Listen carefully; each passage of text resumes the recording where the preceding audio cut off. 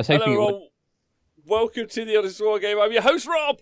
I'm joined today by Adam, who we just battled on the breakfast battle. So, hello, everyone. We are just going to do some hobby today, and we are just going to chat. So that's the point of today's show. Looking to get that path to partner, and also on the road to ruin, because we're nearly at. Not long, Adam. I think it's only like a month and a half, and we'll have done an entire year on the stream streak, which is pretty good. What are you painting up? What's that? I'm seeing on the viewport.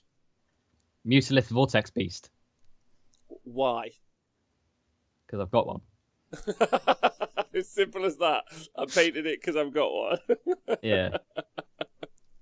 Can I just say morning to W. Soren, who has put a 70 Blade Geist list on the Honest Wargame website. My God. Honestly, this little journey into Nighthorn has been fascinating. So many people have been like, actually, I've got a little sneaky list for you. It is like a cult. It's like you say, hey lads, I'm Nighthorn as well. And they're like, hey, welcome to the club. Here's my Nighthorn stuff. And you're like, oh my God, there's so many of you. There's so many it's people. Like you never knew about any of them. Now they're like, hey, buddy. I really hope they don't. If they get like good rules, there is going to be a lot of Nighthorn armies out there, right? Well, if they get good rules, could you imagine all the people that invested in the Mortal Realms magazine talking about stonks? They're fucking stonks. They're oh some my big God. Stonks. Yeah, we should ask you what your stonks are going to be. So get some thoughts on that in your head. Vortex Beasts. Right, let's jump straight in. You want to buy a Mutilith Vortex Beast? Why? No, don't do that. It's a terrible idea. Oh. But also, if anyone wants to buy one, like, got one here. Off you. Yeah. You. Yep. So have you got any actual stonks? Cockatrices, buy. Buy. Buy. There aren't many in the world, though. Exactly. I've bought, it's like diamonds, isn't it? I'm controlling the supply. You bought them all. You're the De Beers of cockatrices. And now if anyone wants them, you'll have to buy one for a month's salary. Have you ever like dated a girl? This is a real Rob story for you, just real quickly. We'll get back into Warhammer in a minute. Have you ever dated a girl and then explained to them about how the diamond market is controlled by the De Beers Corporation to artificially inflate the price, and really we shouldn't buy them because it's really bad, and then their eyes gloss over and they're like, if I don't get a fucking ring. See, I only knew about this, like, I only learned about this a couple of months ago. Oh, did you? Yeah. I'd never known about all of this fucking diamond malarkey. There's a lot of malarkey around the diamonds. I was like, oh, wow. Okay, this is pretty cool. Yeah. So, yeah, the next diamonds are cockatrices. Thank you. Yeah. So, if you ever want to buy your partner a ring instead, I've got a lot of cockatrices. Perfect. Yeah. And what? So you're buying cockatrices. What are you selling? Mutilith Vortex Beast. If anyone wants to buy one. You're not selling spare Spiderfang that you might have lying around. Fun fact, I used to have a Spiderfang army. Fun fact, I still have a Spiderfang army. And the one that you won tournaments with? Yes. Yeah. That's the only reason I've held on to it, I think, for this long. Although ultimately, who else would also fucking buy it off me? That's also fair. I used to, because Spiderfang were one of my first fantasy battle armies when I bought Battle of the Skull Pass. Oh, nice. That was a great box set, right? And yeah, you got really the little dwarf carriage. Oh my God, yeah. Hey Tristan, what up? Yeah, really good. Can I just thank everyone in the chat for joining in live or for joining us and helping us try and reach partner? Appreciate it. Thanks also to everyone who listens to the podcast. Please stay hydrated. Also, if you listen to the podcast and you ever want to do us a favor, you can always jump over onto iTunes or whichever platform you're on and give us a 2 to 5 star rating. 5 would be better. On your app of your choice. That's always good. And if you watch it on YouTube, if you really want to leave some comments below, it helps with algorithms. I'm so sorry, I'm just absolutely asking for the world at the moment, but all of that's good. And that's all stuff that you can do to help. So have we got any info on when the Azir app is updated, says Third Me, with the GHB 2020 artifacts?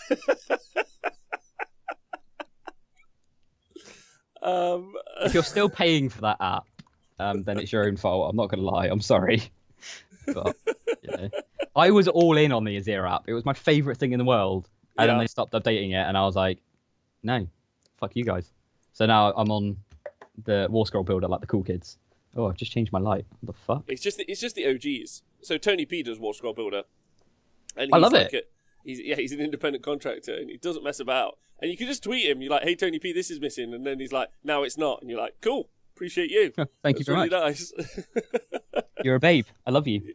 Yeah. Warhammer Hero of the Year every year since Age of Sigmar came out, and then whatever I don't know. It's kind of interesting, actually. I don't know if you guys kind of want to go down this road with me. I'm The up kind for of it. Any difference roles.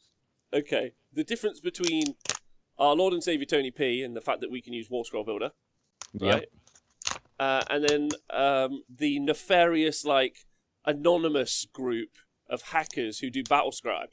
There's a very kind of like... And Owen Jackson.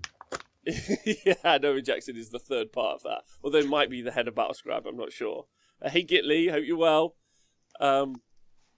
Hey Bobbin, T-Man Cash. War Scroll Builder is great, but it's interesting. There's this guy that we know who plays Warhammer, plays Age of Sigmar, super nice guy. Tony Owen P. Jackson. You can follow him. Just follow at War Scroll Builder on Twitter.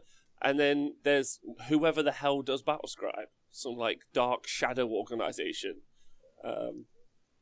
It's actually me. Yeah, Mo was the hero 1 year. R.I.P. the real one. I do think if there was to be community-based points, Tristan, No, I'm out. then it should still be called MoCob in honor of. Adam, yeah, actually, question about the community-based points. What have you got any thoughts on that? Nah. Why?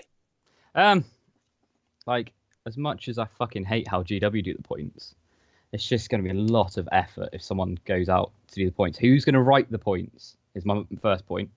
Okay. Obviously, that's like a, but who's going to be the person that actually writes them? And are they going to have, obviously GW has a bias, but are they also going to have a bias? If I want to play, if we're going to bring new people in, so when I run my club, like, do I have to go through, right, you need to go onto this website, and then you need to go here, and then you got these points, or actually it is quite handy just to be able to go, right, here's your points, crack on.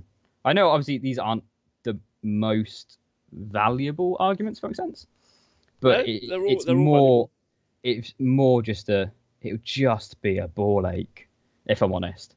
And I love the idea of it. I think it would be good. I think you would do a better job, or like whoever did it would do a better job, but it would just be a pain in the ass. And then you'd end up getting like six. War Scroll Builder that's on the community website started out as an independent website. It started out as MoComp points, or even Azir comp points. Actually, there were like at one point there were like 3 different sets of point sets that people were using around the world. That's kind of my issue. Like having 3 different sets around the world. Like would Aussie events, they wouldn't then be applicable here. You wouldn't be able to apply, because you know what the Americans are like. They'd have some weird ass fucking points. They'd be bringing like, I don't know, free guild handgunners. They'd be like 0 points just so they can bring guns to that table. But like, yeah, I'm just not. You'd have like all the different countries playing all these different points, and it just wouldn't be particularly it just wouldn't be applicable in my opinion. I agree with you, and listen, and I've been against community comp and also points done by the community ever since the beginning, because as Vince said the other day, ultimately, you want to force Games Workshop to do a better job. Problem is that they've very rarely actually lived up to that like standard all the time, right? Yep. All the time they've rarely lived up to that standard. If at all, I think is kind of the point. And like we started out talking about the app and how that's unsupported, and all that other stuff. And I would be interested to see what the world was like with community-based points, just because I'd be interested to see like we just played with the Spider-Fang. Like, what would the Spider-Fang list have been like if like the units were even pointed kind of half okay, right? Would have been interesting. Yeah, but also wargamers are going to moan whether the points are fair or not. You know. Well, yeah. So I was thinking about what would I do at an event. Because the other thing is, a lot of people talk about the fact that like, oh, like if you change the points, you're like gatekeeping my army, or like, you know, when Owen banned like some units from playing in the TTS event. Oh, that was a great idea. It was a great idea, like, but everyone's like gatekeeping. It's like it's not the case at all. Like, you know, because really the really powerful armies gatekeep all the other armies ultimately. So I was thinking, like, Biden F. Deepkin gatekeep, I don't know, KO, for example. KO gatekeep all the units with small heroes. Fucking Lumineth with their bloody magic dominance. Croak, he gatekeep armies. Ossiarch Bone Reapers means that Gits can't be played anymore. Like, you know, they're always gatekeeping no matter what you do. Yeah. With armies. Well, so what I was thinking was, as a kind of easy solution, was any armies that perform really badly, just give them 20% more points. So let them play 2,200 or 2,400 points, which sounds wild, right? But it's just easier, right? I thought to like, I just thought it was easier. Do you know what I mean? So you basically give them more stuff that's shit to die. Yeah, basically. Awesome. I was cool. like, because I don't think it fixes the main problem. The main problem, which is like internal balance, and like you've got units that are just rubbish inside your own book, which is rubbish. But just like instead of saying to a person you can't have as many toys, like 20% off, just give them 20. Like, because Seraphon effectively have 20% more than they should because their points are so fucking low. We should play like Warhammer sales. So this event, you get 50% off Gits. And we can have like adverts and shit. Like, for today only. Yeah. That'd be great. Sorry, Gitley. Gitley says I think the word gatekeeping is being used badly here. Apologise about that. We're not. This isn't a well thought out like. I am terribly sorry for. Well, it's not. Stop gatekeeping my language. This is more of a thought outside the box sort of thing, as opposed to like a well constructed idea. And there are a load of people that are even that never even read the FAQs for their books or didn't realise the rules for their army and campaign books. Is Pete. My issue about the community copy is that getting kind of a player to even be aware of it normally further creates a divide between competitive group and casual group. Pete, I agree with that as well, and that's why I think something as simple as, because if you're new, you're like, I'd like to go to an event at the TSN Arena. Adam, you always get new people playing at your like local store as well, right? You're like, I want to play at your local store. But like, cool, what are you bringing? I'm bringing Nighthorn. It's like, you get to play 2,200 points. And they'll be like, why? And you'll be like, well, it's a very long conversation as to why, but ultimately, it kind of sucks. See, when I get like new people in, so generally I play when we get new players, they don't generally have an army, and I've got a fair few armies now, and we generally play my actual beginner army that I usually give people is actually Deepkin. Really? Yeah. So like eels, because they are so easy to play and they are so straightforward, and you just remove all the allegiance abilities and stuff, and obviously eels are still good, right? Yeah. And then I'll play something. This is very salesy, right? But then I'll play something like, I don't know. I've got a oh shit, what are they called? High Elf Dragons. What the fuck were they called? Order Draconis? Yeah, so I've got Order Draconis army. So then I'll play something like 3 dragons and 15 horses, and that'll be my list, right? And it looks awesome because you've not got many models on the board, and then you've got eels, right? And it's actually relatively fair matched when you've got no allegiance abilities. And then after, you then explain something like, oh, so after this game, you go, I've got these allegiance abilities that you could have used next time, and next time we'll bring in some allegiance abilities, and then we'll upgrade my army, for example. So I'll play something a little bit better. They stay with Deepkin. And you show them how that you create your own meta, if that makes any sense. Yeah. So like I'll make sure that they're I don't know, playing a relatively fair matchup, and then when we go to choose our own army, everyone always goes to start with rule of cool, right? Yeah. And rule of cool is bullshit. All right, it's bollocks. So like they'll come into the shop, for example, and say, I really want to play Spiderfang, and I'm like, do you though? Like, they'll be like, yeah, they look really, really cool, and I'm like, yeah, they do look fucking awesome, but you're just going to put your models on the table, and you are going to be wiped off the board, even in a casual game. Because casual games, no matter how casual they are, people are still trying to win. So every casual game is still competitive, right? Okay, yeah. Because it's a fucking game. You're trying to win. So when we go, I don't know, we say, well, what other models do you like? Because no matter what you say to people, they will always say, there will always be other models that they really like. And the model they ranges are always ask also, are they good? Yeah, always. They're like, is this good? And it's like, and that's a question you need to answer, right? Like, and I'm not going to lie to people. I'm not Games Workshop, like, and we will. Like, sometimes when someone's choosing army, I'd have 2-hour chats with them. Like, I will literally sit there for 2 hours and talk, like, about what new army they're going to get, why they should get this army. I'll even see if we can proxy a few models from that army and be like, right, let's see how it goes. Yeah. And because if someone loses 100 games, they are going to think the game is rubbish, right? Mm-hmm. So you want them to have an army that is good, which is then obviously, it's just a bit of a weird one. Like, if someone sells me Rule of Cool, I basically just go, fuck off, get out of my shop. Because the amount of customers that you also get, they go, oh yeah, choose the army that you like, and I'm like, piss off. Like, And also, like, there's so much to that as well. Like, you don't know what play style you like to play. You don't know, like, you don't know what you want to play. You're new. Like, and it's so. I like the idea of there being some starter armies available for people to play with. It's why I like Deepkin as a starter army. And also, like, genuinely. Also, if you're like upfront with your customers early on, they'll just trust you. They'll be like, "Cool, like, yeah. I appreciate that." And I think that that makes loads of sense. Am I aware that there are Beasts of Chaos and Sylvaneth players? Yes. Have you ever met Math Mallow in the chat? Yes, he is a Sylvaneth player, right? Yeah. And he's been playing them for years, and but he's practiced them so much that he's actually gotten good with them, and that's a great thing. But you have to have a lot of resilience for that.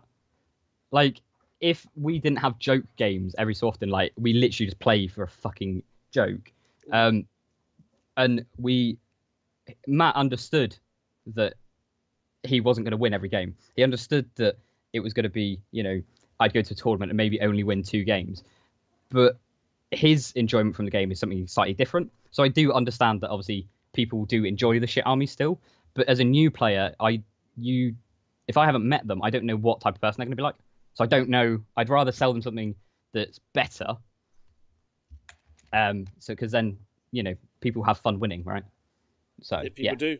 I know it's a bit of a long-winded fucking point. No, it's a really good point. It started at the app, and we went all the way in, which is pretty fun. And also, any questions that you want. I do like a good tangent. So yeah, who doesn't? Who doesn't? Feel free. Rule of Cool is once you played for a while and have a few armies and have the games where you're playing for shits and giggles. Yeah, I think that there are some armies that you produce or even you understand well enough. I mean, even the Nighthaunt that I was playing with today on the TTS game. I loved playing with them. I thought they were actually super fun, and I've always liked that army. Black Coach has been one of my dream models for a long time. So I would love that to kind of get that upgrade that the turtle treatment has got. Very much like the Eidolons and the turtles. Those are cool looking models. But I also think that you kind of embrace a good model, or a model that looks good, because most of them look good. A model looks good, and then it starts getting some kick-ass rules. You really start to embrace it. Like the Bull Centaur Taurox, I always thought were really great from Chaos Dwarfs. Yeah, but then they're kind of good in the game, kinda. And then if you run triple, I used to run this Smash Bros list with 3 of them. They let me down a lot. Let me tell you, 5 attacks. With a CP, they'd be hitting on 2s, then wound on 3s. But if they went through, it was Ren 2, and it was damage 3 or something wild. So you could do some pretty great damage. And I loved them, But I was so invested in them after I'd played them enough.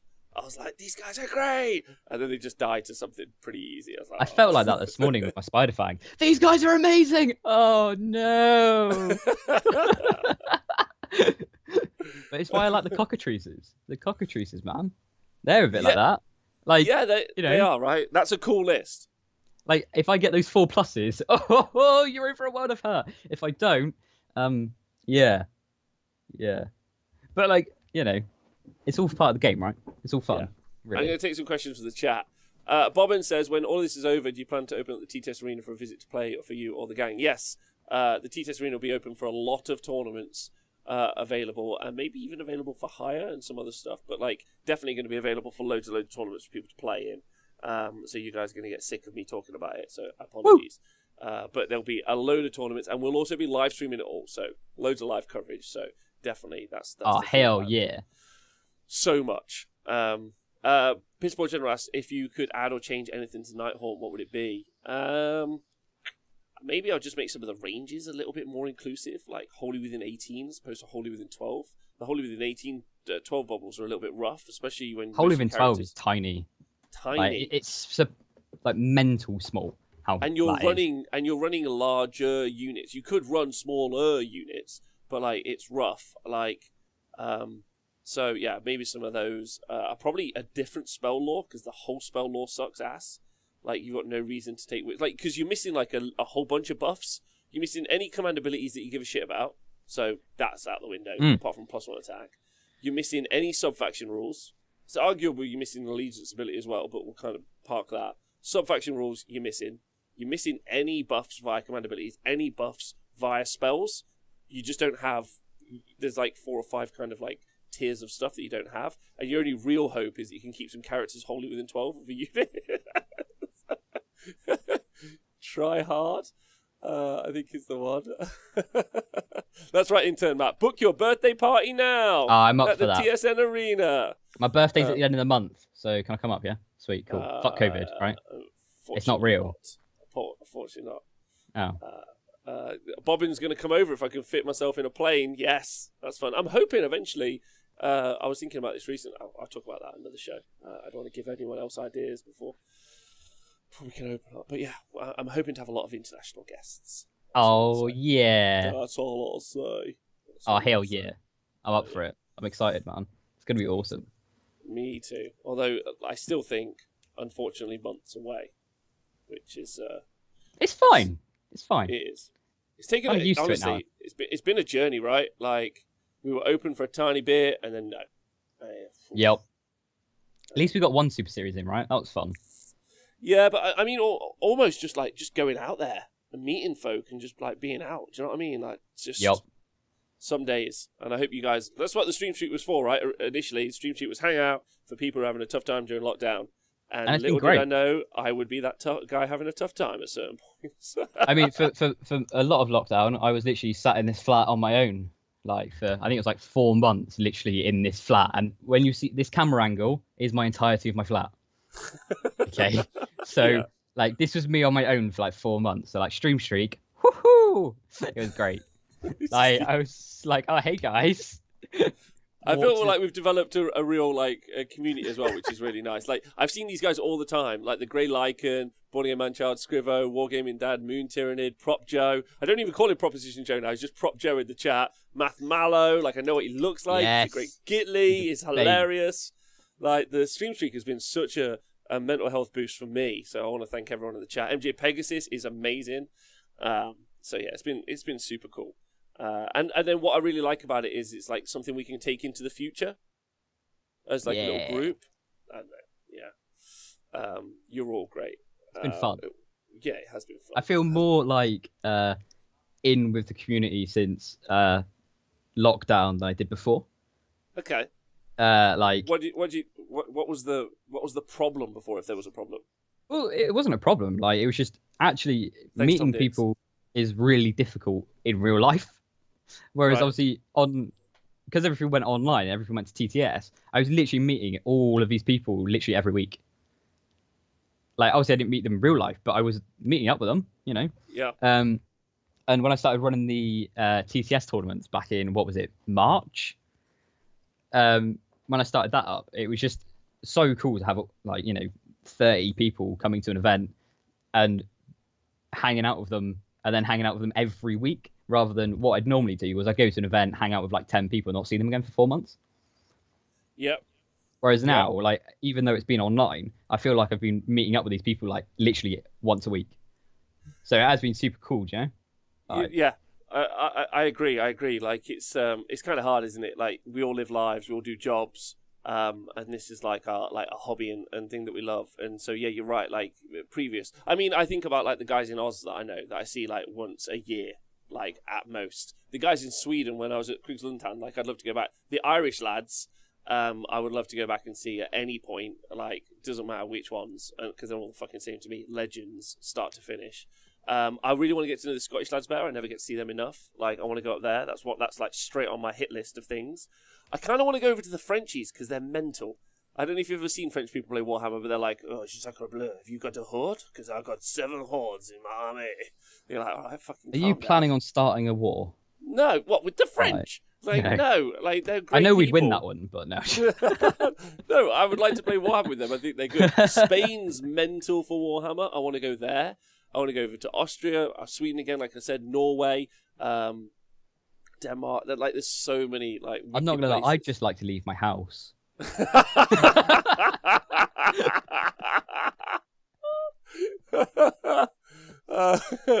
Yeah, me too. Me too. I at least get to go to the studio, which is fun. Yes, me and Owen are doing a Russian trip, which is going to be careful, fucking wild. It's just, I'll land and I'm like, Owen, I am saying no words for 2 weeks. You talk. You'll have to take like in Queen's Gambit, you'll have to have your bodyguard with you to be like, no, you can't say that here. Shut the fuck up. Oh man, that sounds awesome. Yeah. I mean, that's one of the other cool things about everything that we've done so far, well, that's been going on with the TTS events and everything else, is we're all making these friends around the world. It's one of the things I always like to looking at tournament results, because you just get to see all these great dudes. It's why the TTS meta is actually probably really fucking valuable as data. Really valuable because as data. It's fucking worldwide.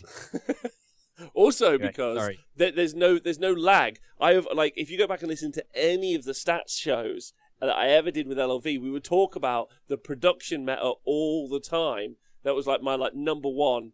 I mean, what was it? Like, you had when I started when I did the tournaments like in March and that was basically when the Seraphon book came out, right? Yeah. And literally the first tournament was won by Seraphon. Yeah. Because literally someone just went, cool, I've got I've got the new book, there's his models, here's the broken list, right, I've won. Whereas normally, maybe Seraphon's a bad example because obviously people had them already, right? Mm-hmm. But they wouldn't necessarily have the meta list. So they maybe would have not won it straight away. So yeah, TTS is super valuable, but about it, right? Well, there's just no data available via TTS. That's the problem. No, it's just data. Fake. It's fake news, mate.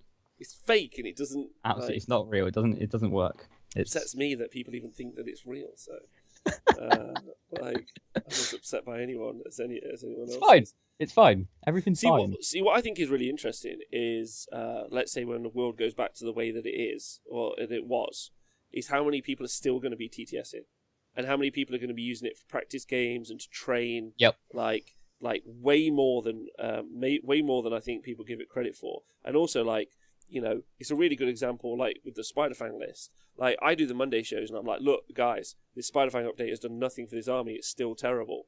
And then people are like, whatever. And I'm like, cool, let's play it on the tabletop, And I'll probably get like 5 amazing players, and they'll be like, right, yeah, this sucks. And you watch it actually happen. You're like, okay, this is bad. So it'll be a great way to kind of like show to people what is good, but also what's not good. Because I think I always feel like that's one of the things. Like, whenever I'm critical of the game, like, or elements of the game, because I'm not critical of the game because I love the game.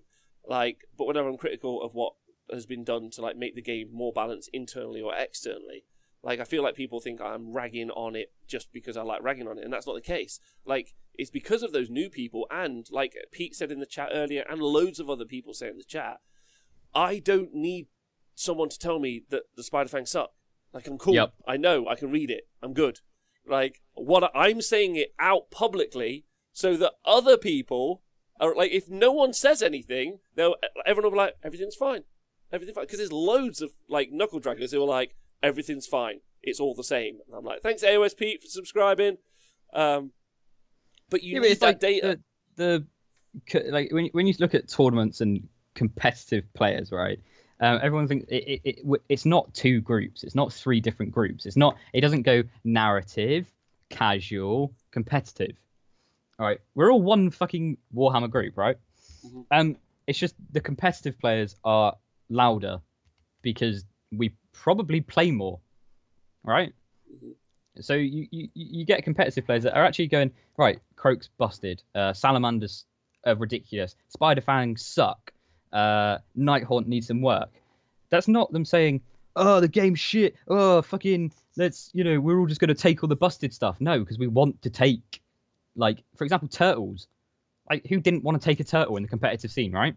Everyone wanted to take it. But then you get casual players that are like, yeah, but we just play for fun. And I'm like, yes, but is it fun when you want to play Beasts of Chaos and your mate's playing Seraphon? Well, actually, so this is yeah. Let's go for a dance break. Rob Kelly, I agree with you. This is one I'm of up for the. dancing. Okay. Anyway, we're on a subject we don't need. Right, let's talk about the Techlist book. Let's do that. The Techlist book. Let's go to the Techlist book. Kangaroos for days. Are you excited about the Techlist book? Fuck yeah! I can't wait to buy a book that's out of date in 6 months. It might not be. It might be like 6. I'm so excited that my friends bought Lumineth and now need to buy a whole new book and a completely new army. It's just brilliant. I mean, not to be rude, but who the fuck is actually buying the books? Wallhappy.rude.com. What did you say? I do love books. I do love the books. I am a sucker for. Oh my god! You know, I've just realised. I've got that down there. It's like a book. You fucking realise? It was just under my sofa, and I've just like spotted it, and I'm like, I could have been using this all morning. Just gonna go find what is in the new book. In my opinion, how many Broken Realms book do I think there'll be? Honestly, I've got no kind of insight into this. Some 3 to 5. I think 5 feels like a more likely it's surely number. got to be an Alarial one, right? There has to be an Alarial one. It's surely got to go Marathi, Teclis, Alarial, and then I don't know, like Nagash or something like that. I'd just like to point out that, like, I actually think that the Marathi book, ignoring how long it's going to be viable for rules-wise, content-wise, story, I'd just like to reinforce that I loved it and I thought it was great. To be fair, Marathi book was brilliant. Loved it. And I think the Teclis book is going to be brilliant. Doesn't mean I'm not going to rag on it because it's funny. Super fair. Super fair. Let me just quickly find... I'm trying to find what is in the... come on, Age of Sigmar. That's it. Come on, let's go. Because I'm excited for the Teclis book. Because, like, I think Flesh Eater Court's getting a buff, right? So fingers crossed they'll be able to attack 4 times when they charge, and then 7 times on death, and do 1,000 more moves. I accidentally just got to the FAQ book post. Where's this fucking link? So no one got it. I'm just trying to find out what. It's in the. Previews, has your army been changed by the FAQ? No. Please move on. Broken Realms Godtrek. So there are no Teclis book leaks. They just have said what's going to be in the Teclis book. It was from the launch day or the reveal day. So let me go find it. I think it's obviously Lumineth, Flesh Eater Court, Ossiarch Bone Reapers. I think we're getting a buff. Cities of Sigmar, and there was something else that was getting a buff as well. Well, we don't know if it's buff. Hopefully, Mortek Crawlers can get out. Yeah, absolutely. No, I can't find it. So Nurgle, Ossiarch Bone Reapers. Okay, so let's talk through. Nurgle's an interesting one because they already got an update in Wrath of the Everchosen. So with Nurgle, I'm hoping for so Blight Kings changed a little bit. Yeah. Because at the moment they're just too cheap, right? But they'd be fixed with a 20-point increase. The 20-point decrease that he did actually broke them. Mm-hmm. Right? So you put them up 20 points, yeah? Because that'll probably fix it. I'd like to see something for like Beast of Nurgle and Horticulus. I think that would be quite cool. I think that would be super fun. And Beast of Nurgle would be quite cool. And mainly like the demon stuff. I think a few busts of the demon stuff. So like the Plague Drones. Because when they were a thing, they were so much fun. They And I'd were love really fun. to sort of bring them back to that sort of, right, we're a fucking bomb and we're going to launch ourselves into you and just nuke you. So yeah, I think Nurgle is going to be a really interesting one, and hopefully they get +10 move now, because they need to be faster. They need to be faster. They're arguably too slow. They are way too slow. You know. Bad Wrong Fun, thank you very much for subscribing. Appreciate you loads. Appreciate that. And also to AOSP and Servitor. I saw you looking for numbers. That's really nice of you. You're all great. So, what was I going to say? Yeah, I think there's so many interesting things you could do with the Nurgle book, because there are loads of really cool units. I'd like to see some more like aura buffs come out of those kind of like suite of support characters that they've got available. So Sloppy Barpiper and all those other things that like they're a little bit more like a thing. I'd also wouldn't mind seeing. Obviously, I know it's not fair, but one of the things that, like, as we've seen, is that even the skink heroes can kind of have a bit of a scrap in the Seraphon book. I wouldn't mind seeing, like, a Nurgle hero, so, like, Sloppy Barpiper, let's say, be able to, like, have, like, 2, maybe even 3 attacks that, like, 3s, red 1d3 damage. Something that's, like, a bit slappy. So, like, yeah, they're not going to, like, wipe out a unit, but they've got, like, a bit like the Arc Regent for Flesh Eater Courts. I'd like to see a couple of those. I don't want to go wild, but I'd like them to be like, all right, this is okay. These guys are fine. I think that would be good. Halalex says the article says, along with the new background that will forever change the mortal realms. ? The book features War Scroll battalions for Lumineth Realm Lords. I mean, to be fair, when they say change the mortal realms, that could mean anything. Like some bloke could literally just move a stone to the right, and it's changed. Irrevocably changed. Like, so, that's quite an open-ended thing, right? They did good narrative. They did good narrative for the Broken Realm thing. I won't lie, I've not read any of it. So. They did good rules as well. Like, if you take the FAQ where they gave, for some reason, they gave marks to the Marauders. Not the Marauders, the cultists, yeah. But if they did that, like, let's say that actually came out in the book, that was some good changes all around, really. For those, brilliant. Apart from Misthaven. I mean, let's just ignore Misthaven. But, like, 4 out of 6 things to be good is pretty fucking good for them, right? That's really impressive. Like, that's 2/3, if you think about 80%. Yeah, so they're like... If you look at it, for Games Workshop to get that much right, it's a bonus. It's a bonus. I agree. We can't ask for too much. We only pay a lot of money for these products, all right? You can't ask for support. Yeah. Right, Oil, Nurgle, and other side factions will get his battalions, from what I remember from the preview article. The rest of the book is full of Rumineth War Scrolls. So that's interesting. So it might just be just Rumineth. Is that what we're going with? And then just some War Scroll battalions for the characters that battle against them, or the units that play against them, which is a bit of a shame if that ends up being the case. I don't see Ossiarchs changing that. I don't see them changing as much as I want them to change Corridor. That's not going to happen. Because I think they're just too new. I would like them to give Morghast a Hekatos. Triggers me that they don't have a Hekatos. Yeah, that would be a change that I could see, but that's a lot of effort for them. You see, right, Yeah, that's a lot. Just add one Hekatos. Add the keyword. That might be a sign protest level. Just like that's like it would take. Give them Hekatos. It would take an intern 1 minute to achieve that. I'm not being funny, mate. Your last protest ended us really fucking well, didn't it? For the FAQ, that went really well, right? Well, I got it to come out. What more do you want from me? Thanks for that. What more do you want? Thanks. Appreciate it. Make Stalker's Battle Line, that's a good one. I think that's good as well. So yeah, Ossiarchs, maybe some more battalions. I think I'd quite like to see a new sub-faction. I think that'd be quite cool. Wait, don't worry. I got that wrong. The whole unit is a Hekatos. No way. That's brilliant. Hold on. Let me go find out. Morghast. Amazing. The whole unit's a Hekatos. So that means they can use the command abilities. 10 out of 10, mate. 10 out of 10. They've just got way better. To be fair, that would have changed so much in our game. The Idolators game. Oh, yeah. No, zero literally change. would have changed everything, right? Yeah. we chat about idolaters for a minute? How Yeah, go on. how fun Let's talk about. Do you want to tell everyone about idolaters? Yeah. They're great, right? Because your last chat about them was really interesting, where you spoke about what you went through the allegiance ability and then got distracted for an hour.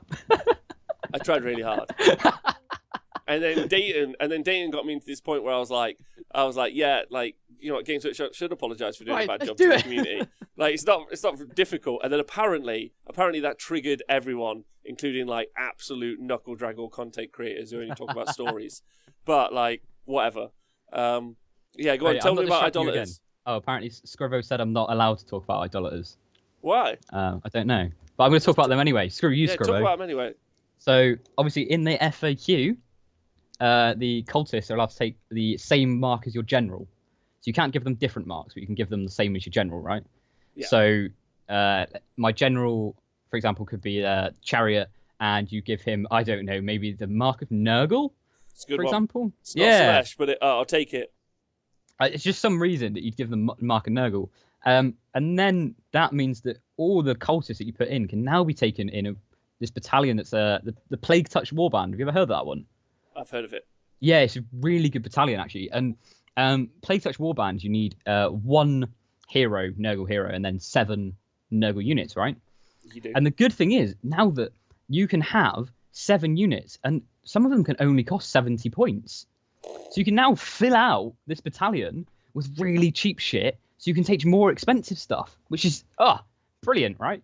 But the other fun thing is that, have you ever seen the Iron Golems?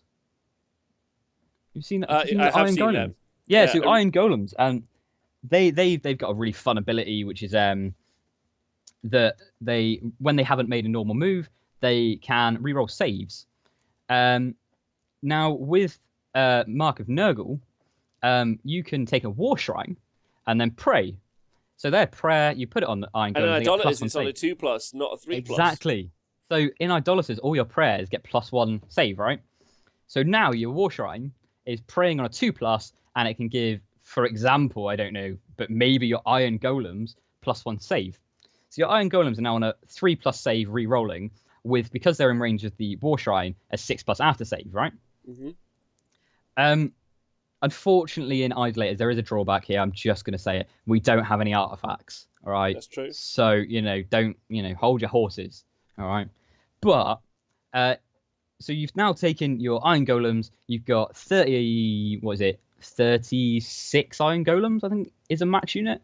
Yeah. How many wounds that get you? That is 40. No, it's 32 Iron Golems, I think. No, it's 60. Yeah, 32 Iron Golems. Max unit is 40 wounds in that unit. And now you've given them a 3+ save, re-rolling if they haven't made a normal move, with a 6+ death save. And then, because you've put them in the Plague Touch Warband, every time they get hit, your opponent, obviously, when he wounds you, if he rolls any 6s, takes mortal wounds back. So you've now got a unit of 32 guys with a 3+ re-rolling save, 6+ after save, doing mortal wounds back to your opponent. And they also, in Idolaters, cultists get the Marauder Charge. They do. So Marauder Charge, if anyone doesn't know, is you change the lowest dice to a 6, or if you roll a double, you change 1 dice to a 6 in your charge phase, right? Mm-hmm. So minimum you charge is 7. Minimum charge. Even if you roll a double 1, you're getting that 7. And you can do things like, I don't know, you can teleport them with Mask of Darkness. Yep. And that gives, you teleport anywhere on the board, 9 away, and because you're Marauder Charge, you're probably going to get that charge off. And that also means they've not made a normal move that turn. So because they've teleported, they're getting their 3+ rerollable. The other fun thing you can do is if your opponent's, I don't know, say 12 inches away, 11 inches away, you can elect not to move and just charge. And if you take a Dark Oath War Queen for a command point, you can give everyone wholly within 12 +3 inches to their charge. So then when me and Rob played the other day, I rolled a double 1 and rolled a 10-inch charge.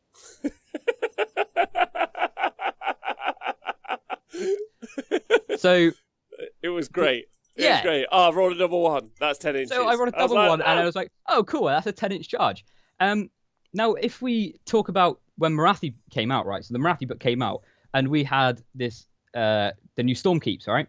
Mm-hmm. So we were all like, fucking Stormcast, man. Liberators, they're going to be on a 2+ rerolling 1 save. Well, now you've also got to deal with Iron Golems with a 3+ re-rolling everything save and a 6+ after save. So if you thought they were good, the Liberators. And if you hit them. Yep, and if you hit them, you're taking mortal wounds back.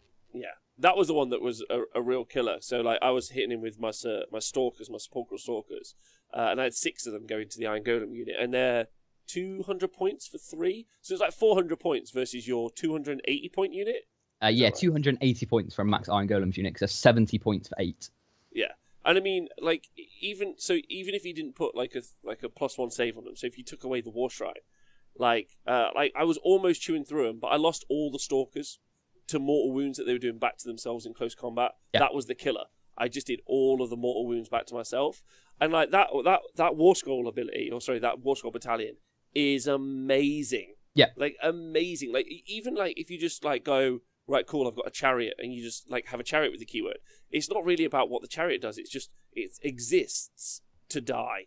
You know, you could even take minimum units of the Iron Golems if you wanted, like min units. I mean, the other one we were talking about was the Untamed Beast, right? Yeah. So Untamed Beasts, obviously they get a 6-inch pre-game move, right? And now they've been given the Marauder charge. So you put them in the Plague Touch Warband, and you can just send them forward and suicide bomb them, basically. Yeah. So you obviously move them 6 pre-game, then go 6 again, so you've gone 12, and then they can also run and charge. Can they run and charge? Yeah, pretty certain. Wait, hold on. Let me just double check that's true, because I already got the Hekatos thing wrong today. But if even if they can, so they've moved 12 essentially turn 1, and then you could run a War Queen up, get that +3-inch charge, and then they do the Marauder charge. Yeah, so you can send all these min units. So yeah, so you go 6 plus a D6 with a Marauder charge, and yeah, you're not going to do anything, but you're going to pin your opponent in. And every time, if they try and get out of it, they're just going to mortal wound themselves off. Yeah. It's pretty. And it's for pretty 70 points, you could potentially fit 2 Plague Touch Warbands in. Can you almost do it, but not quite? I think you can, because obviously you can take I don't know, some cheap hero, 7 units of what are they called, Untamed Beasts, and then a Plague Touch Warband. You can just do it double. I don't think it would be very good, but you could just do 2 Plague Touch Warbands. I mean, it wouldn't be bad to have a unit of. I mean, at the end of the day, you could go fast like that, or you could just go for the Iron Golems, because even the Iron Golems aren't like on that 4 rollable.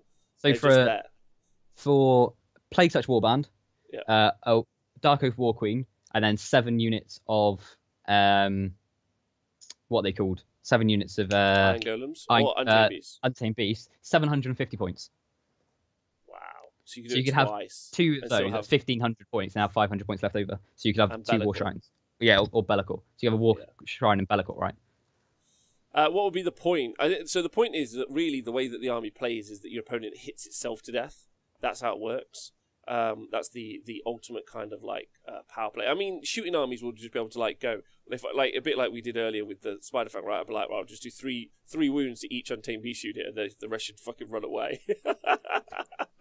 Oh, sorry. People are saying that you can't take the War Queen. Okay, you just remove the War Queen, and then the War Shrine that you're going to fit in with the extra 500 points, you put in a battalion, and then you put in a Sorcerer Lord. Yeah. There you go. Yeah. Like it works, but I'm not saying it's good. But it's a thing. But the actual like version, so like a more pro version of like 3-up rerollable save Iron Golems with the War Shrine is actually pretty pro, and like hitting it and then hitting yourself. I mean, it doesn't work well into shooting armies, because obviously then they're not going to take the mortal wounds back, but it works super well into combat armies, which I think is interesting. Yeah. And it's a bit like into Witch Elves. Do wardens do mortal wounds in addition? I'm not sure. I think there's an end sequence, isn't it? Like the Sentinels. Yeah, it's like the Sentinels. It ends a sequence. I was going to say so it's not good into those, because obviously it 6 to wound where you take the. There's a lot of counters to it, right? Yeah. But it's a lot like the Liberator list. That Liberator list is really good. The issue is if you play something that's lower drop than you, it counters it and it loses hard, right? Yeah. So it like the Idolators list like that is, it's got a lot of counters, but it's not got enough to make it terrible. Yeah. I think it needs. I mean, I still think the Liberator list is still going to play well. Like in I mean, I've tournaments. got it, so Yeah. in that shoebox just behind me. Apart there. from obviously whenever the new Stormcast book comes out. So I mean, that is also that's going to be a thing. And also, what's the point in taking double battalion when you get no artifacts, which I think is hilarious. I mean, yeah, that is a fair point. It's just the point of the ability of that battalion is so good. So good. Like that battalion good. ability is amazing. Yeah, really, really good. Has anyone got any Twitch chat and anyone else? Anyone got any favourite cultist units that are available? Because there's some still good ones as well. I think someone said up here in the chat. Prop Joe says Splinter Fang are interesting for more wolves and sixes, combined with Glockkin and/or eightfold sigil for extra attacks. I quite like the Cypher Lords. Oh yeah, because they're -1 to be hit in combat. So you could like -1 to be hit there, and then you can Geminids, for example, give them -2, and you can just have a block that's hard to hit, which is quite cool. Yeah. But I think it does -1 to hit to units within 3 or something. So I think it can affect. I don't think it's just them. That makes sense. So if you position them right, is it Cypher Lords? No, I don't think it is Cypher Lords. It might be. I can't remember. Oh, there it is. While this unit at the start of the combat phase, on a 4+ subtract hit rolls. Yeah. So you charge a unit of them in, and then on a 4+, like your whole unit is -1 to hit. Wow. Yeah. So it's not bad, right? Yeah, it's not bad. It's not bad. I think there'll be some play. I think like you could definitely do some like mid-table to like even close to top table fun with an idolaters list at this stage, even taking into account the fact. I would say that one of the reasons that you're able to do that is truthfully because of that War Scroll Battalion, the Plague Touch Warband. I think that's one of the reasons. I mean, the whole reason it's good is because you can now take cheap units in the battalions, right? Because before it was just pointless. They didn't do anything. Whereas now they've got something that you can go, oh, okay, now they're relatively good. Yeah. How bad did the Spiders do? Hilloff, they did. Let's not talk about that. They did fine. I'm over it. There's actually no data to support how they did. No, there's literally nothing. We didn't actually play a real game, so it doesn't count. Junk PLC, I would like to see cultists get marks in all sub-factions, so you didn't just have to be idolaters. I don't 100%. Want them to keep the Marauder charge on all cultists. Yeah, I do. It's great. Double 1/10 charge. Let's fucking go. I don't. It's so out of order. Especially other armies, they're like putting a hero nearby for +1 to charge, on an 8-inch deep strike, and then cultists are like, lol, jokes. Here we go. That's fun. I rolled a double 1. Let's go, boys. But there'd be some cool armies to put on the tabletop. Slaves to Darkness still, in my opinion, one of the most kind of like explorable factions that's still out there at the moment. I think a lot of people are still writing all sorts of fun Slaves to Darkness lists, and it has a lot of the restrictions that the Nighthaunt list has. It just has access to some better units. Ultimately, I think is probably the fairest way to say it. It's got a lot of output, and some of it's, reroll to hit and reroll to wound. Like 2 sources of that available, either a spell or prayer, and prayer being unstoppable is wild. I think that's so good, but it's one of the most explorable factions, and I think that's why it's really fun for people to play. And it's good what was it? The Knights of the Empty Throne lists just came out of nowhere, didn't they? Because people were playing around and went, oh, this is good. Like it wasn't initially obvious, right? No, it took a while for that to come. The book came out more than a year ago, actually. Yeah. So it's been nearly a year and a half of that. It just feels like literally it was the last book that came out because of the Coco Vovo. But yeah. So I think, and Slaves to Darkness also has Archeon. I think Slaves to Darkness also have War Shrines, and there's nothing like that in the Nighthaunt book. Nighthaunt really could do with some like larger models, and they don't even have like a. They just lack a couple of units, I think. They just don't have a punch, do they? Really? No, not really. There's no I look at every time I look at Nighthaunt, I'm like, okay, so where's my output coming from? Yeah, and it's unreliable as well. Like most of the army hits on force. Yeah, it's just a bit weird, right? So you've got a few output things, but once it gets stuck, it then just dies. Agreed. Yeah, and if it gets stuck, it's in some real trouble.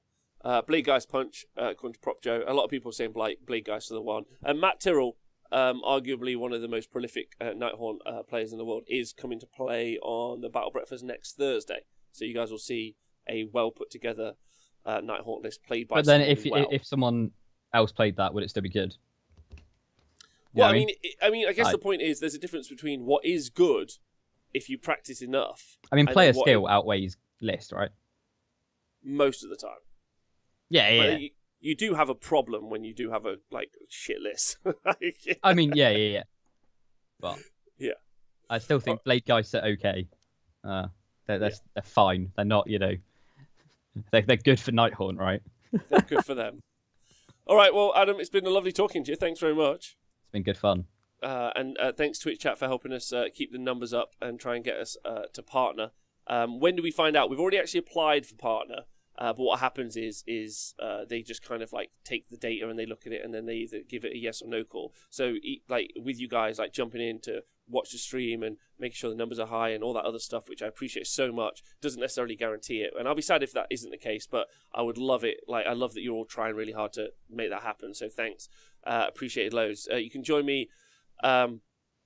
You can join me in the morning when I'll be playing Mr. Benjamin Saffer of the Studio Erstwood. That's right. So he'll be playing. I'll be playing. I think you should take spiders with really low bravery. Probably won't do that. Woohoo! Yeah, and then the 40, and then there'll be the midday show, and then the 40k show tomorrow night with Tom and Nick, which will be awesome. I'm really looking forward to that. We'll be talking more Death Guard, so that's super fun. You are all Real World Savver or Twitter Savver. All of the Savvers, I think, is who we're going to be playing with. Ever. Yeah. Well, apparently we need to clarify that I'm not the original Adam. So I'm Adam 2, which means my stocks have gone up by 1,000%. Yeah. Agreed. All right. But you're all brilliant. Thanks for tuning in. Thanks to everyone on Patreon supporting us so we can do what we do. Thank you to everyone who listens to the podcast. I hope you're well and stay hydrated. Adam, thanks very much. You got any shout outs? You want to shout anyone out? No. Perfect. Everyone have a great day. I shout. Love you. You're all great. Bye.